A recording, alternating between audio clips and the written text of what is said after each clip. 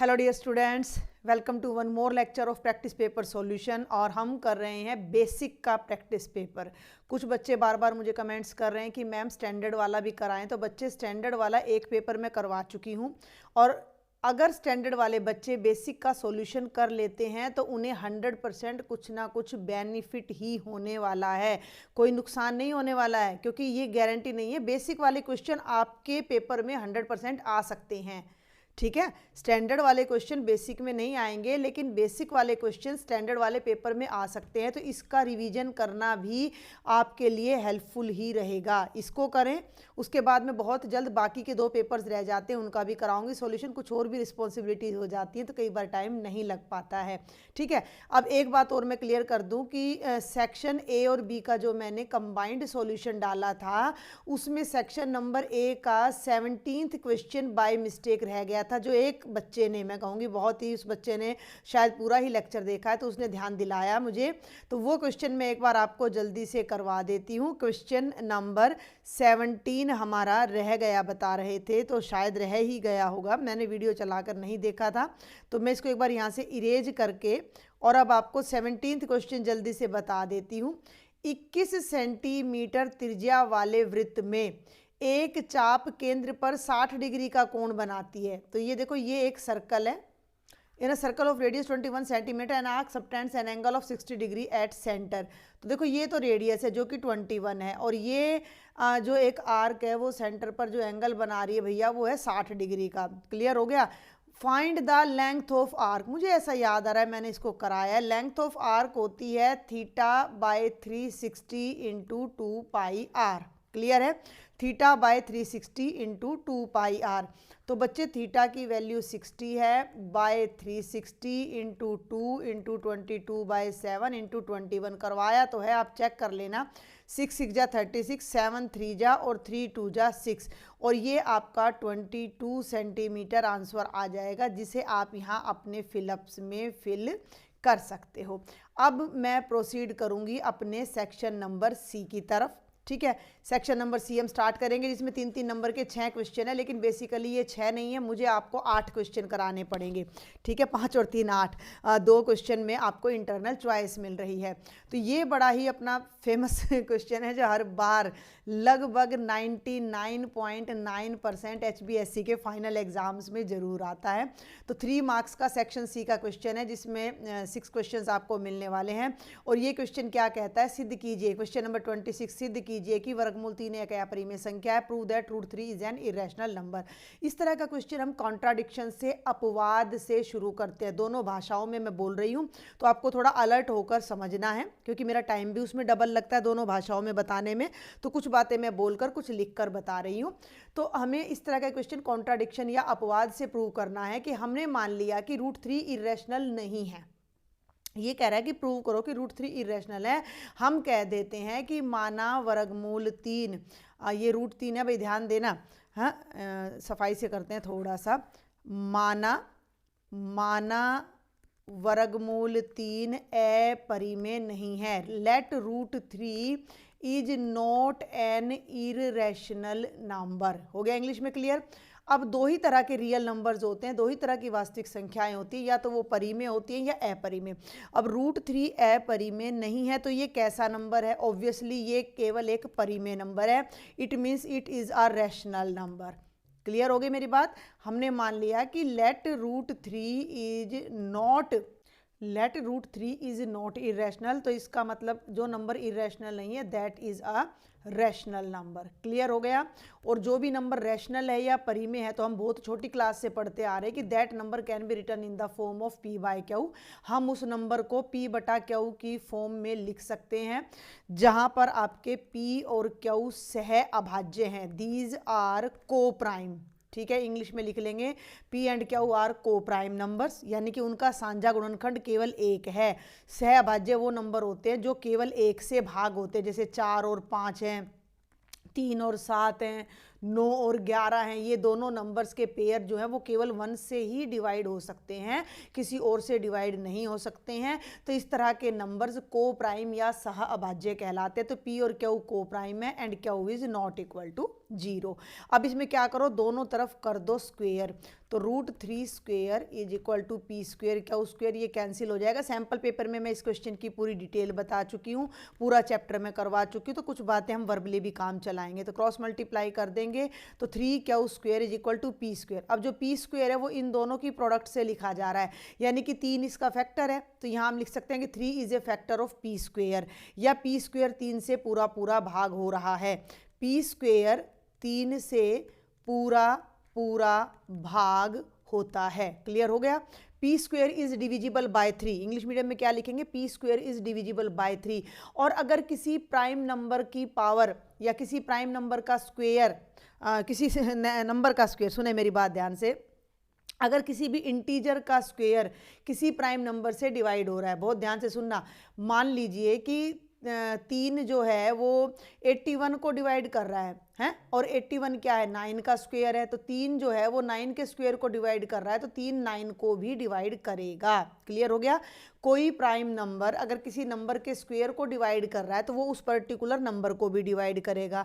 तो 3 जो है वो p² को पूरा पूरा डिवाइड कर रहा है, तो 3 जो है वो p को भी पूरा पूरा डिवाइड करेगा। तो आप यहाँ लिखोगे कि p भी 3 से पूरा पूरा भाग होता है। आप वो थ्योरम यहाँ मेंशन कर सकते हो जो आपकी बुक में है। अब मैंने अभी आपको बता भी दिया है कि कोई प्राइम नंबर अगर किसी नंबर के स्क्वायर को डिवाइड करता है, इफ इंग्लिश में बताऊं तो if p divides a square, इसका मतलब है p divides a also. p एक प्राइम नंबर है, और हिंदी में हम लिखेंगे कि यदि p a स्क्वायर को विभाजित करता है तो p a को भी विभाजित करेगा। ये मैं पूरा नहीं लिख रही हूँ यहाँ पर, तो आप इस थ्योरम को अपना मेंशन कर देंगे, क्योंकि ये क्वेश्चन मैं सैम्पल पेपर में करा चुकी हूँ। उसके बाद मैंने प्रैक्टिस पेपर नंबर 1 करा दिया, उसमें भी इस टाइप का क्वेश्चन आपका आ चुका है। तो p भी 3 से पूरा पूरा भाग हो गया। जब p 3 से भाग हो गया तो p को मैं 3m लिख सकती हूँ, जिसमें m एक इंटीजर है, m एक पूर्णांक है, m इज एन इंटीजर। अब इस वैल्यू को आप यहाँ इक्वेशन नंबर 1 में पुट कर दो।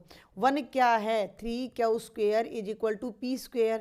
तो p² की जगह p के प्लेस पर आप रखोगे 3m होल स्क्वायर, दोनों तरफ ब्रैकेट वगैरह जो भी है वो खोल दो, तो 3m का स्क्वायर हो जाएगा 9m², 3 से 9 कटेगा और q² आ जाएगा 3m²। अब इस लॉजिक को पकड़ना, बहुत आसान लॉजिक है भैया। 12 को मैं लिख दूँ 3 गुणा 4, तो 12 3 से भी डिवाइड होएगा और 4 से भी डिवाइड होएगा। तो q² को मैंने लिख दिया 3 × m², तो q² 3 से भी डिवाइड होगा और m² से भी। हमें m² से कुछ लेना देना नहीं है, तो हम लिख देंगे q² 3 से पूरा पूरा भाग होता है, यानी q² इज डिविजिबल बाय 3। और यहाँ लिख देंगे q 3 से भी पूरा पूरा भाग होता है।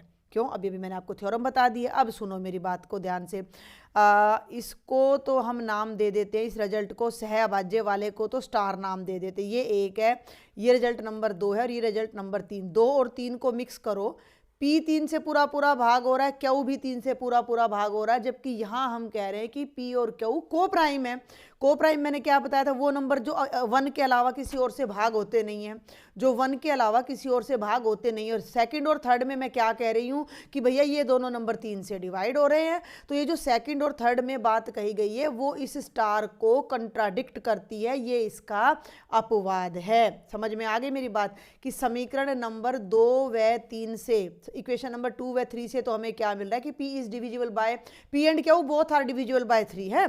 p व q दोनों 3 से भाग होते हैं, दोनों 3 से भाग होते हैं, लेकिन लेकिन लेकिन लेकिन जो ये स्टार है ये क्या कह रहा है, स्टार से क्या आ रहा है कि p और q क्या है, सह अभाज्य हैं, यानी को प्राइम है।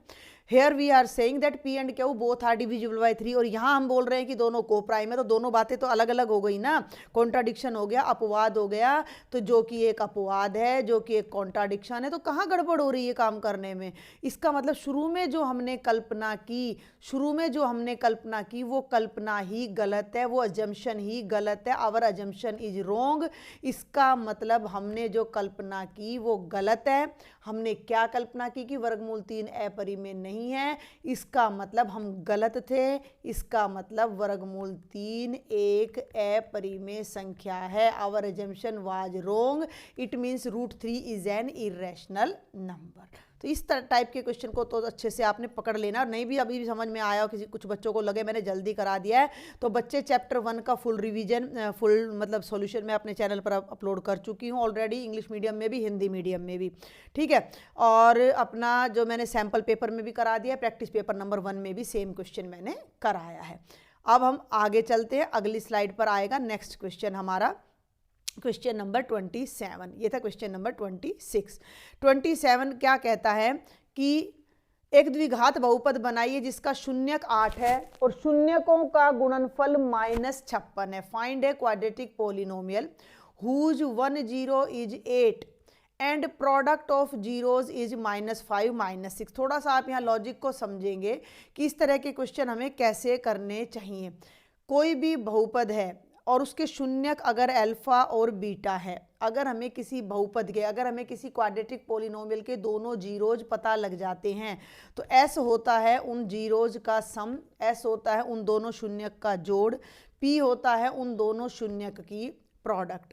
अगर हमें इनका एस और पी का वैल्यू पता है तो जो हमारे क्वाड्रेटिक पॉलिनोमियल है, जो द्विघात बहुपद है, वो इस फॉर्मूले की सहायता से 1 ही मिनट में आ जाता है। जनरली इसके बाहर हम के लगाते हैं, लेकिन हम के को 1 लेकर एक पर्टिकुलर उत्तर निकाल देते हैं। अब मैंने मान लिया कि मेरा जो क्वेश्चन है उसके जीरोज भी अल्फा और बीटा है। अब मुझे प्रोडक्ट तो पता है कि कितनी है, -56। मुझे पी की वैल्यू तो पता है -56 है, लेकिन उनका सम नहीं पता, लेकिन मुझे एक जीरो पता है। तो मैं मान लेती हूँ कि अल्फ़ा 8 है। मैंने मान लिया कि अल्फ़ा 8 है। अब सुनो ध्यान से, अल्फ़ा और बीटा की प्रोडक्ट -56 है और अल्फ़ा 8 है, तो मैं यहाँ 8 रख दूंगी। 8 बीटा इज -6, तो बहुत सिंपल है, बीटा की वैल्यू आ गई -56/8 -56/8 और 8 7 56, तो -7। अब अल्फ़ा मैंने 8 लिया था, बीटा मेरा -7 आ गया, तो सम ऑफ द रूट्स यानी अल्फ़ा प्लस बीटा क्या हो जाएगा, 8 - 7 यानी 1। तो बेटा एस की वैल्यू 1 आ गई, पी की वैल्यू आपको -56 -56 ऑलरेडी गिवन थी। तो जो मेरा पॉलिनोमियल बनेगा वो वैसे तो ये बनेगा, सुन लो मेरी बात ध्यान से, k × x² - sx + p, लेकिन इन पर्टिकुलर में k को पहले ही 1 ले लेती हूँ, क्योंकि इस तरह के आपको ना इनफाइनाइट क्वाड्रेटिक पॉलिनोमियल इस तरह के आपको मिलने वाले हैं। तो मुझे केवल एक बताना है, तो वो पॉलिनोमियल हो जाएगा x² - sx + p। तो s की जगह लगाओगे -1, ये देख लो x, और प्लस p की जगह लगाओगे -56, और ये द्विघात बहुपद, ये क्वाड्रेटिक पॉलिनोमियल बन जाएगा x² - sx, यानी कि -x और माइनस का 56।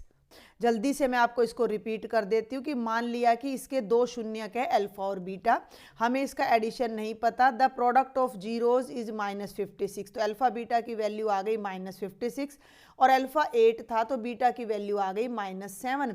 अब इनका सम निकालेंगे तो 8 और -7 को ऐड करोगे तो 1 आएगा। फॉर्मूला होता है x² - sx + p, तो ये हमारा क्वाड्रेटिक पॉलिनोमियल आ जाएगा। आगे बढ़ते हैं, अब देखते हैं बेटा क्वेश्चन नंबर 28। 2 अंकों की एक संख्या के अंकों का योग 9 है, साथ ही इस संख्या का 9 गुना, कोमा लग गया यहाँ बीच में, अंकों के क्रम को उलटने पर प्राप्त संख्या का दुगना है, संख्या ज्ञात करो। The sum of digits of a 2 digit number is 9। देखो फॉर एग्जाम्पल, मान लो मेरे पास 63 है, 2 डिजिट्स का नंबर है और इसके डिजिट्स एक 3 है और एक 6 है। वंस प्लेस पे 3 आ रहा है और वंस प्लेस पे 3 आ रहा है, टेंस प्लेस पे अपना कितना आ रहा है, 6 आ रहा है, और उन डिजिट्स का जो सम है वो कितना आ रहा है, 9 आ रहा है। तो ऐसा कुछ ये बोल रहा है कि 2 डिजिट्स का कोई नंबर है और उनकी डिजिट्स का सम 9 है। 9 टाइम्स दिस नंबर, जो भी नंबर आपको दिया गया है उसको अगर 9 टाइम्स करें तो that is twice the number obtained by reversing the order of the digits. भाई डिजिट को रिवर्ट करके जो दूसरा नंबर बनेगा ये उसका दुगना होगा, ट्वाइस होगा, तो नंबर फाइंड करो। अब ये ना मैं आपको बताना चाहूँगी 8th क्लास से ये क्वेश्चंस आपके आ जाते हैं। तो 2 डिजिट्स के नंबर का कॉन्सेप्ट हर बच्चे को क्लियर होना चाहिए। नहीं है तो मैं जल्दी से बता देती हूँ। मान लीजिए मैंने अभी 63 लिया था, तो 63 में ये 1s डिजिट थी और ये 10s डिजिट थी। तो 63 कैसे बन रहा था, 60 + 3, यानी कि 10s प्लेस पे जो डिजिट आ रही थी उसको 10 से मल्टीप्लाई किया गया था। बहुत ध्यान से सुनना, 1s प्लेस पे 3 आ रहा था, इकाई के स्थान पर 3 आ रहा था, 10s यानी दहाई के स्थान पर 6 आ रहा था। तो जैसे ही मैंने 6 को 10 से गुणा किया और उसमें 3 जोड़ा तो मेरा 63 बन गया था। ये कॉन्सेप्ट हर बच्चे को क्लियर होना चाहिए कि 10s के प्लेस पर आने वाले नंबर को, दहाई के स्थान पर आने वाले नंबर को 10 से गुणा करेंगे और उसमें 1s वाला जोड़ देंगे तो हमारा नंबर तैयार हो जाएगा। अब हमें तो डिजिट्स ही नहीं पता। अब मैथ में तो एक ही फंडा है भैया, नहीं पता तो अपना उठा के सपोज कर लो। तो ये मैंने अपना सपोज कर दिया। हमने मान लिया कि इकाई का अंक, 1s place digit, English medium वाले साथ साथ नोट कर लें। हमने मान लिया कि let 1s place digit is x, और एक मिनट भाई, दहाई का अंक, दहाई का जो अंक है वो मैंने मान लिया y है। तो जो संख्या बनेगी वो क्या बनेगी, दहाई के अंक को यानी y को 10 से मल्टीप्लाई करेंगे और उसमें x जोड़ देंगे। ये तो मेरा नंबर बन गया। अगर मैं डिजिट्स को उलट देती हूँ, फिर अपना क्वेश्चंस को बाद में उठाएंगे। अंक पलटने पर आफ्टर रिवर्टिंग द डिजिट्स, अब 63 की डिजिट्स को मैं रिवर्ट कर दूं तो 36 बनेगा ना। 63 को मैं रिवर्ट कर दूं, 6 आगे था पीछे ले गई, 3 पीछे था आगे ले गई।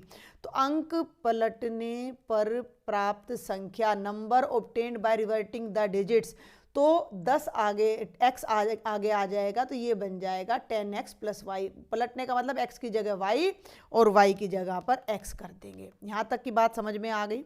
इकाई का अंक x ले लिया, यानी ये तो अपना 1s प्लेस की डिजिट है, ये अपनी 10s प्लेस की डिजिट है और ये अपना फर्स्ट नंबर है, एग्जैक्ट नंबर जो हमें चाहिए।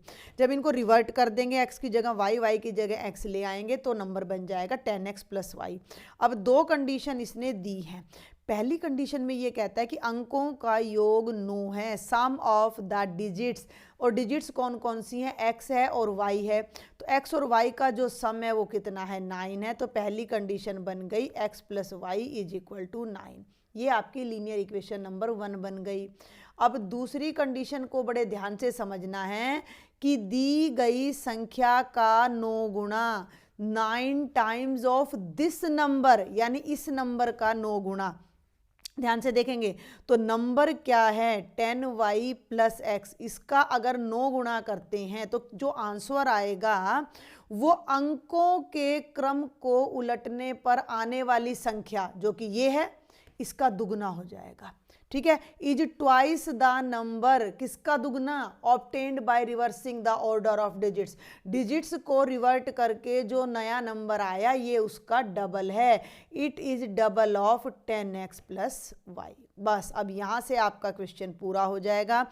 इसको खोल लो, ये बनेगा 90y + 9x = 20x + 2y। ठीक है, अब क्या करो, इसको तो इधर ले आओ, तो ये बन गया 90y - 2y। मैंने पॉजिटिव और नेगेटिव का ध्यान रखते हुए किया, इसलिए मैं x को राइट में ले गई हूँ, नेगेटिव नहीं आएगा। 90 में से 2 घटाओगे तो 88y, और 20 में से 9 घटाओगे तो 11x, 11 से 88 कटकर 8 आ जाएगा। 8y = x, या आप कर सकते हो x - 8y = 0। और बच्चे ये आपकी इक्वेशन नंबर 2 बन जाएगी। आपके सामने जो पूरी सर्कमस्टांस दिए गए थे, जो कंडीशन दी गई थी, जो शर्त दी गई थी, उससे हमें 2 इक्वेशंस मिली हैं, x + y = 9 and x - 8y = 0। Linear equations in 2 variables, 2 चर वाले रैखिक समीकरण के आधार पे। अब आप चाहो तो इसमें अपना सब्स्टिट्यूशन लगा दो, एलिमिनेशन लगा दो। तो मैं एलिमिनेशन लगा रही हूँ, पर विलोपन विधि, तो दोनों को मैं अब घटा देती हूँ। घटाने पर ऑन सब्ट्रैक्टिंग, तो ये माइनस हो जाएगा, ये प्लस और ये माइनस, x से x कट गया, ये y है और ये 8y, दोनों मिलकर हो गए 9y, 9 - 0 9, 9 से 9 कैंसिल हो गया, y की वैल्यू आ गई 1। y की वैल्यू को आप कहीं भी रख दो, यहाँ रख दो, तो x + 1 = 9, 1 राइट में जाके 9 में से घट जाएगा तो x की वैल्यू आ जाएगी 8। ये आ गई आपकी डिजिट्स, x आ गया 8, y आ गया 1। आपने नंबर बताना है, संख्या बतानी है, जो कि ये है 10y + x। तो हमारी जो वास्तविक संख्या हो जाएगी वो कितनी हो जाएगी, वो हो जाएगी बच्चे 10y प्लस एक्स, यानी 10 इंटू 1 प्लस एक्स की जगह 8, 10 जमा 8 यानी 18। तो हमारा जो एक्चुअल आंसर आएगा वो 18 आएगा।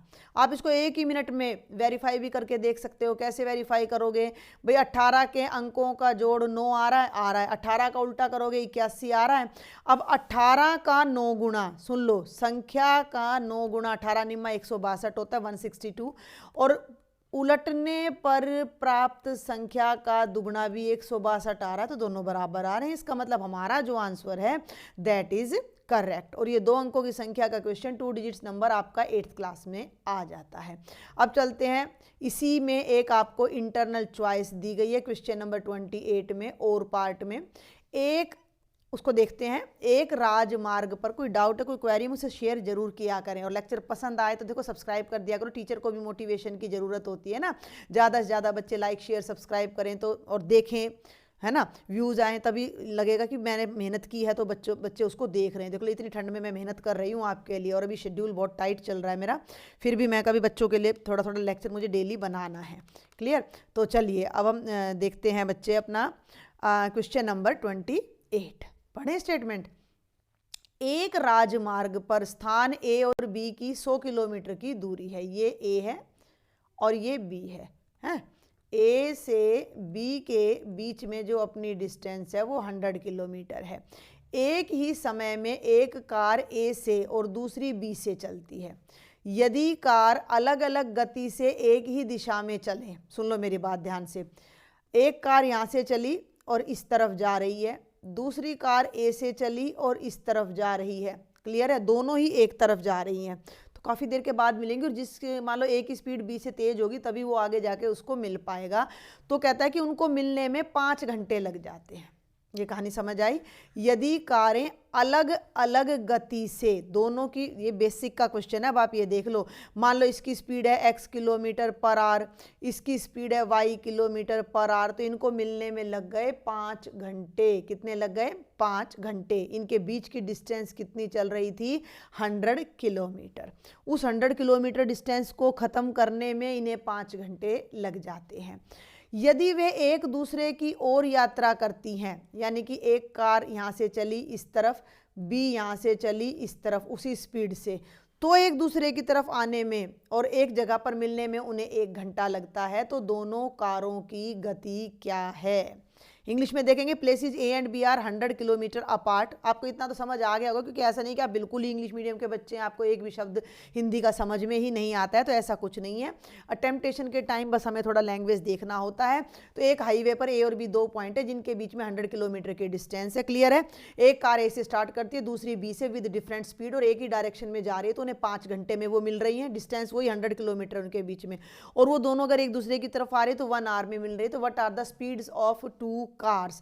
तो हमने पहली कार की स्पीड मान लेनी है और दूसरी कार की। तो आप लिखोगे let the speed of first car, माना पहली कार की गति है x किलोमीटर प्रति घंटा, ठीक है, और दूसरी कार की गति है y किलोमीटर प्रति घंटा। और जो डिस्टेंस है, जो दूरी है, वो बच्चे हमारी दोनों ही स्थितियों में कितनी है?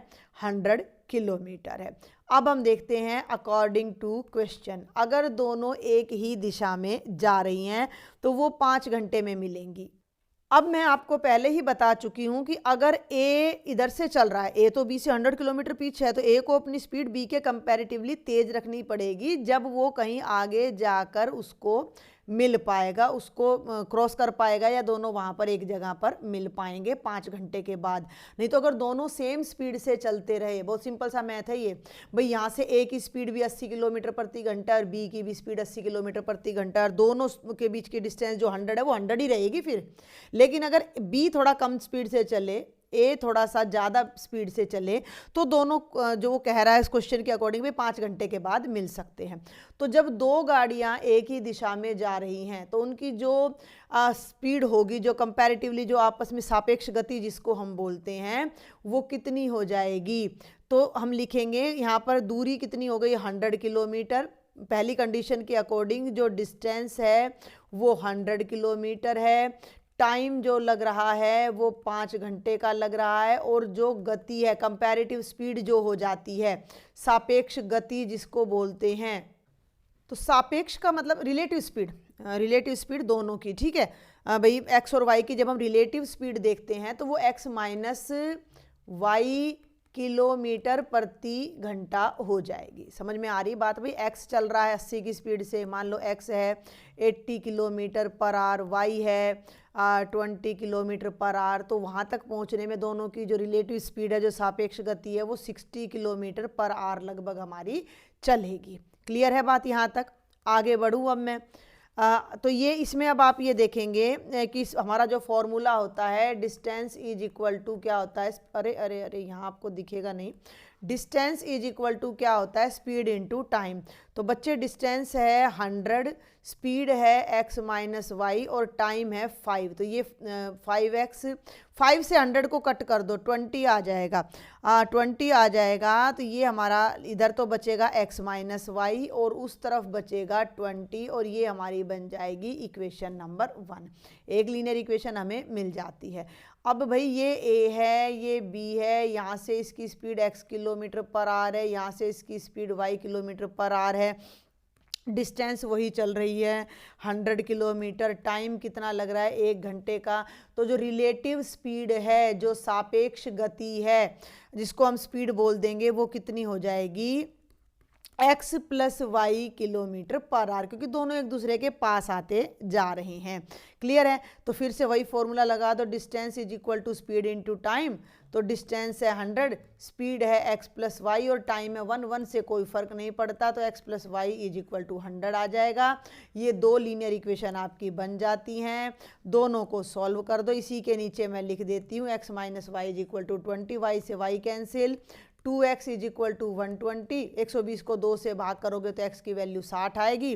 x की वैल्यू को यहाँ रख दो, 60 plus y is equal to 100, यानी 60 जमा वाई बराबर है 100।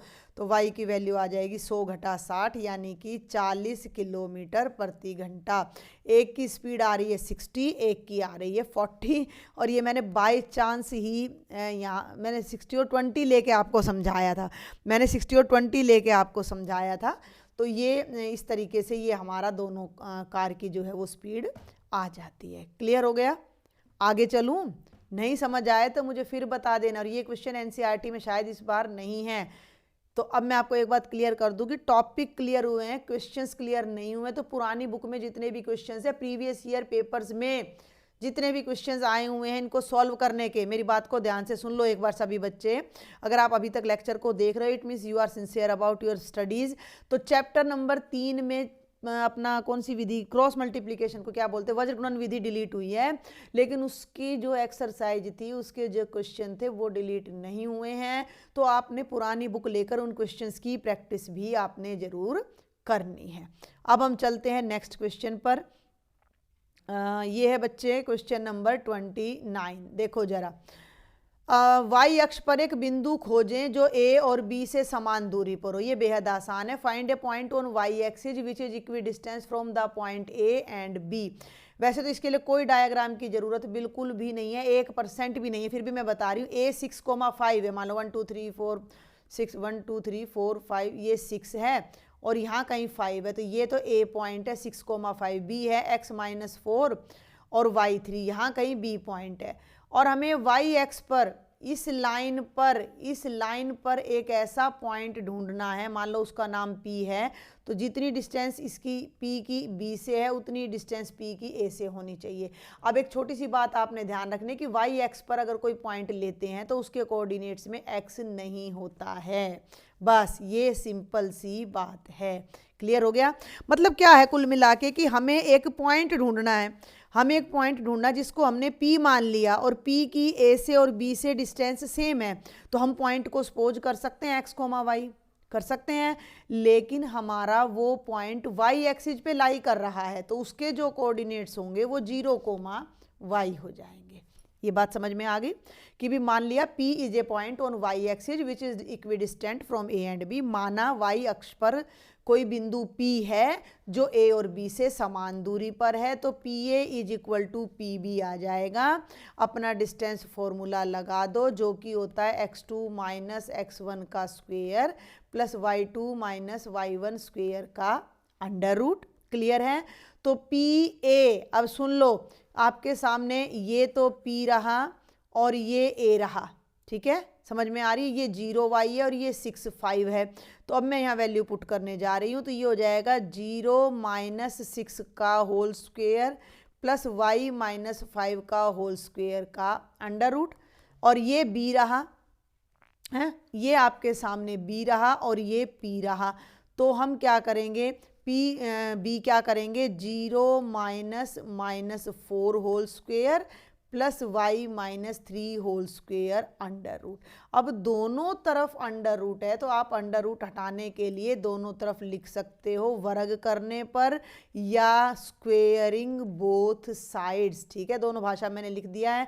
तो अंडर रूट कैंसिल हो जाएंगे, 6 का स्क्वेयर बनेगा 36 और y माइनस 5 के स्क्वेयर में a square plus b square minus 2ab, तो y square plus 25 minus 10y और ये 4 का बनेगा 16, इसको खोलोगे तो वही y square plus 9 minus 6y। भाई y स्क्वेयर से y स्क्वेयर कैंसिल हो गया, 36 और 25 61 माइनस 10y, 16 और 9 25 माइनस 6y, 25 को तो इधर ले आओ, 61 माइनस 25 और 10y को इधर ले जाओ, जमा का हो गया, ठीक है। तो 11 में से 5 गए 6, 5 36 और 10 में से 6 गए 4, y 4 9 जा 36, y की वैल्यू आ गई 9।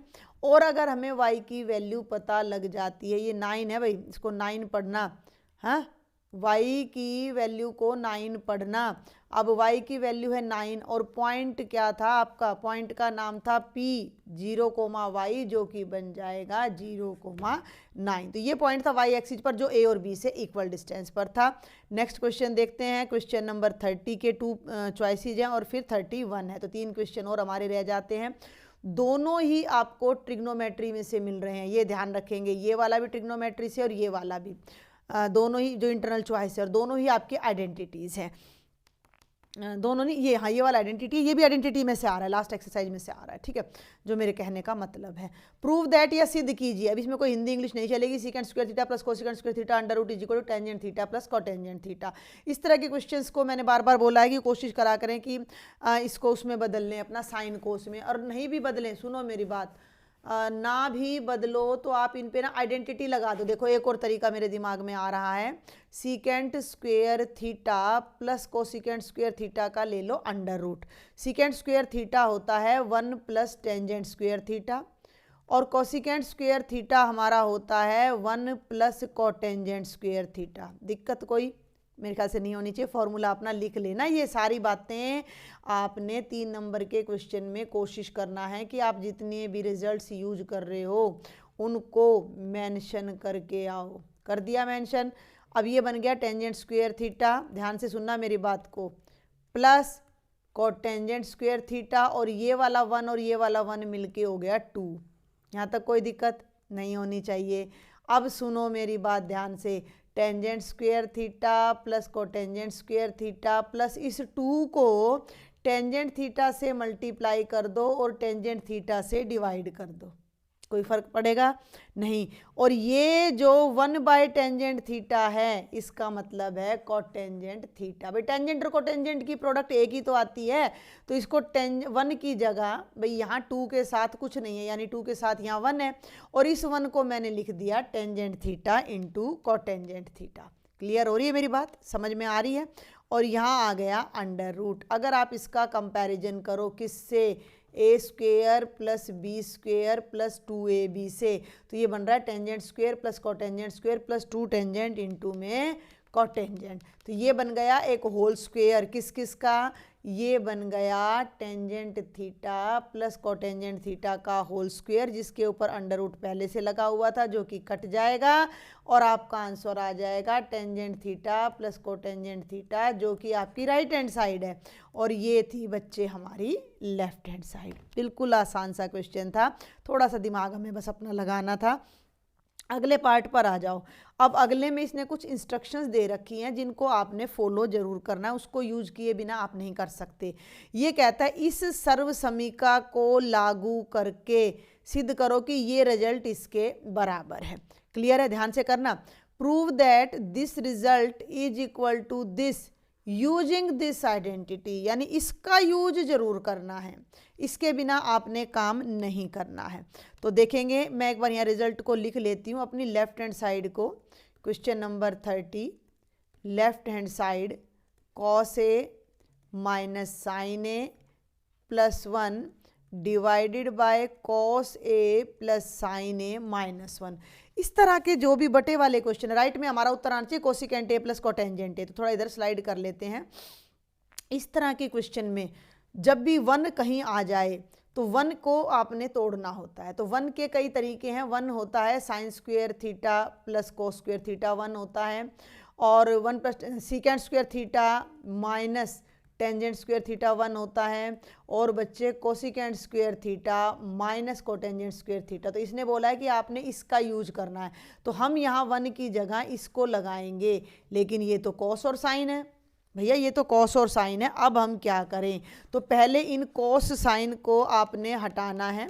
एक मिनट, पहले इन कॉस साइन को आपने हटाना है। हटाने के लिए क्या करें, गायब कर दें क्या? बिल्कुल भी नहीं। इसको आप कोटेंजेंट सीकेंट में बदलो।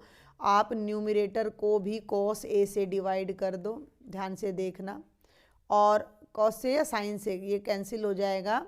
कोटेंजेंट चाहिए ना, तो ये हमारा बनेगा टेंजेंट, तो साइन से डिवाइड करो इसको।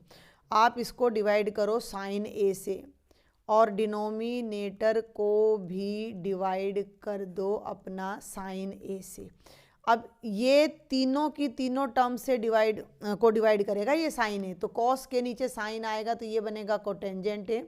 इससे ये कैंसिल हो जाएगा और 1 बाय साइन बनेगा कॉसिकेंट है। कोई दिक्कत? ऐसे ही ये दोनों कॉस बाय साइन मिलेंगे। देखो मुझे भी आइडिया लेना पड़ा है क्योंकि मुझे कोटेंजेंट और कॉसिकेंट चाहिए। इस साइन से ये साइन कैंसिल होकर प्लस का 1 आ जाएगा, और इस 1 के नीचे जब ये साइन आएगा तो ये बनेगा माइनस का कॉसिकेंट है। क्लियर हो गया?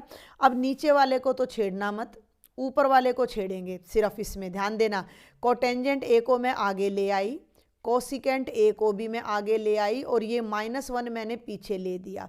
नीचे वाले को मत छेड़ना, ऐसे का ऐसा रखो, आगे पीछे कर लो, कोई फर्क नहीं पड़ता। अब ये जो 1 है इस पर मैं आइडेंटिटी लगाऊंगी कोटेंजेंट ए प्लस कोसिकेंट ए और माइनस कोसिकेंट स्क्वेयर ए माइनस कोटेंजेंट। इनमें नीचे वाले को नहीं छेड़ना है आपने, बस नीचे वाला ऑटोमेटिक कट जाएगा बाद में आइडेंटिटी का यूज करने के बाद। Cotangent A plus 1 minus cosecant A. यहाँ तक क्लियर है? नीचे वाला नहीं छेड़ा मैंने क्या किया, मैंने लेफ्ट हैंड साइड ली, उसको मैंने साइन ए से, मैं पहले कोस से, मैं खुद भी कोस से डिवाइड कर रही थी, लेकिन मेरा सीकेंट बन रहा था। सीकेंट की आइडेंटिटी मैंने यूज नहीं करनी, हो सकता था ये सीकेंट से भी, लेकिन मेरा आंसर कोटेंजेंट में ही आ रहा है, तो मुझे कोटेंजेंट को सीकेंट में बदलना है, इसलिए मैंने साइन से डिवाइड किया। सारी टर्म्स आगे डिवाइड करके फिर मैं 1 को मतलब इधर ले गई, बाकी चीज़ें इधर ले आई। अभी मैंने कुछ इतना ही किया, फिर मैंने ऊपर वाली उसमें 1 को इस आइडेंटिटी से रिप्लेस कर दिया, नीचे नहीं छेड़ा मैंने। अब ध्यान से देखेंगे, अब मैं जो आइडेंटिटी यूज करने जा रही हूँ वो a square minus b square is equal to a minus b into a plus b. ठीक है, मैंने आपको राइट कर दिया, आप अपनी आंसर शीट पर राइट में अपना एक तरफ इसको लिख भी सकते हो। अब देखो, अब ये जो है इसको तोड़ूंगी मैं, तो ये बनेगा cotangent A plus cosecant A एक ब्रैकेट में, और इसको जब मैं तोड़ूंगी A plus B into A minus B में, तो ये भी बनेगा cosecant A plus cotangent A into cosecant A minus cotangent A plus B into A minus B.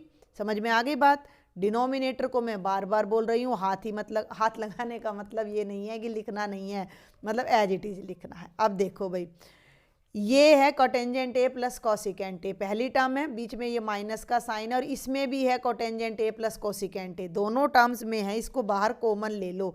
तो कोटेंजेंट ए प्लस कोसिकेंट ए को जब मैंने कॉमन लिया तो पूरी की पूरी पहली ब्रैकेट तो बाहर आ गई, तो 1 बच गया और ये यहाँ माइनस बच गया, ये टर्म बाहर चली गई, तो ये टर्म हमारी बचती है ब्रैकेट में कोसिकेंट ए माइनस कोटेंजेंट ए। ठीक है, अरे एक मिनट, टेढ़ी लाइन हो गई।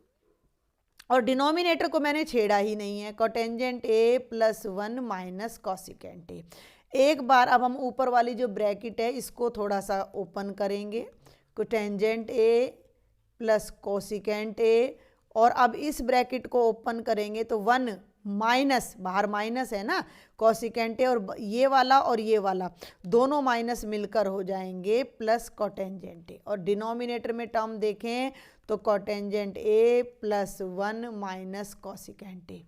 इस टर्म को और इस टर्म को ध्यान से देखो, 1 इसमें भी प्लस का, इसमें भी, cotangent A minus cosecant A minus, ये दोनों टर्म्स एक दूसरे को कट कर देंगी और हमारे पास सिर्फ रह जाएगा कोटेंजेंट ए प्लस कोसिकेंट ए, जो कि हो जाएगी अपनी राइट हैंड साइड।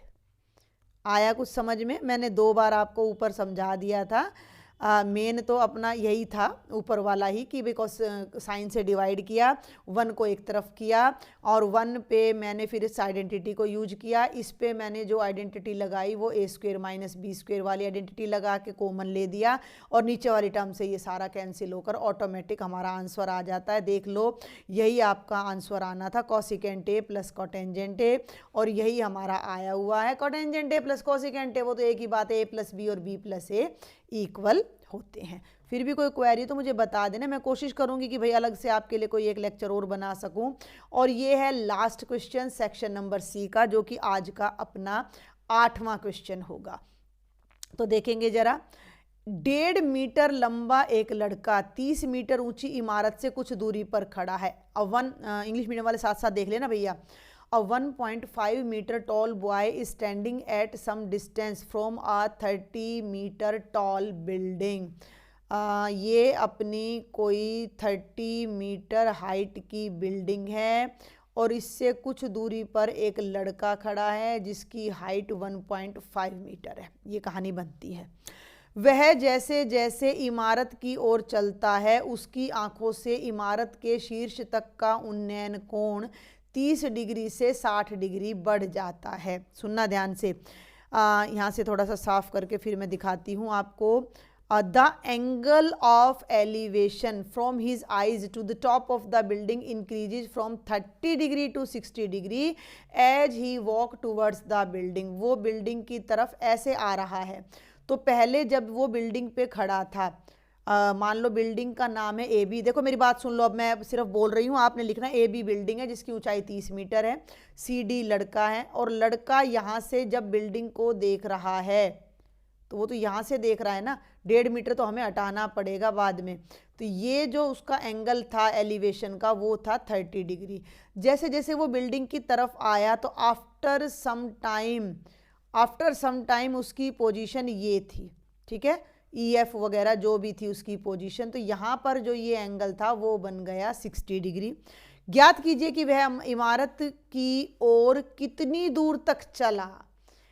यानी कि अगर मैं थोड़ा सा नीचे से थोड़ी सी सफाई से इसको कर देती हूँ, 1 मिनट। अगर वो बच्चा थोड़ी देर के बाद यहाँ आया है, CD था ना, तो इसको नाम दे देते हैं E और F, और ये दूरी उसने चली है। तो ज्ञात कीजिए कि वह इमारत की ओर, find the distance he walked towards the building, यानी कि ये दूरी उसकी कितनी है जब वो एंगल बदल रहा है। तो कुल मिलाकर हमने ये निकालना है EC। ये कहानी समझ आई या नहीं आई? आ गई? आगे बढ़ूं?